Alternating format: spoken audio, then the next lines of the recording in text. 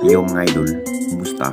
Mandrag mga sports, sabi nga pala ating usapan, Barangay Nibra, Arvin Tolentino, unang practice sa Hinebra at Jeremiah Gray, mukhang malabo na rin makakabalik sa upunan ng Barangay Nibra. Pero bago nga yan, kung bago pala sa ating channel, huwag mong kalimutan mag-subscribe at i-click ang notification bell para like kang updated sa ating latest upload pa natin. So kailangan na nga bang ma-aware sa lahat, mukhang makakabalik na nga ba ang nasabing star player ng ating Barangay Nibra ay walang iba kundi si Arvin Tolentino ng ating Jingkings mga idol. Interesado pa rin ng ating Jingkings na makuha muli ang nasabing player dahil ngayong Philippine Cup mga idol, kulang-kulang nga ang nagiging player ng ating Barangay Nibra at good timing pa rin ang Jingkings dahil isa rin ito si Arvin Tolentino sa malapit na magtatapos ang kanyang magiging contract. Ito na nga ba ang mas magandang dapat gawin ng ating Jingkings na mapupunta muli ang dating ex-Hinebra player ay walang iba kundi si Arvin Tolentino. Mahusay rin sa outlet shooting ang nasabing player dahil kumamada pa rin ng maraming maiitala at siya na rin ang nagiging buhay at pag-asa ng Northport Batangas. Marami na rin ang nasasabi mga idol, nakita raw itong si Arvin Tolentino nag-ensayo sa Hinebra practice.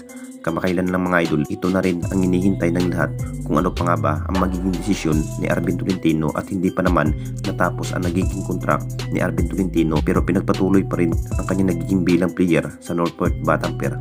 May pag-asa pa naman na mapupunta muli itong si Arvin Tolentino dahil may plano rin itong si Coach Tim kapag mapupunta itong si Arvin Tolentino at siya na rin ang gagawing ganit ng Barangay Nibra. Sobrang lakas nga ang nagiging lineup ngayong season mga idol. Alam nyo nating lahat kung anong kayang gawin ni Arvin Tolentino sa opensa.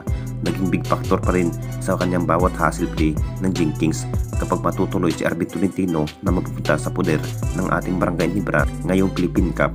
At dito na naman tayo sa isa pa nating balita. Jeremiah Gray mukhang malabo na rin makakabalik sa upunan ng Barangay Nibra.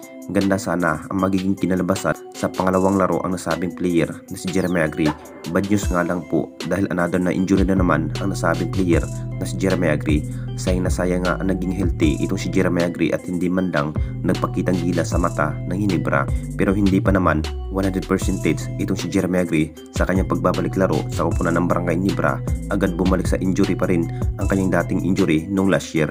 Marami pa rin ang nasasabi mga idol, mukhang malabo na rin makakabalik itong si Jeremiah Gray sa upunan ng ating Barangay Nibra kung ganito ang kanyang iplikita sa bawat performance sa nasabing player. Hindi na rin magdadalawang isip ang management na papalitan ng bagong player itong si Jeremiah Gray. Magiging plano rin ng Jingkings kapag interesado nga ang Hinebra management mga idol.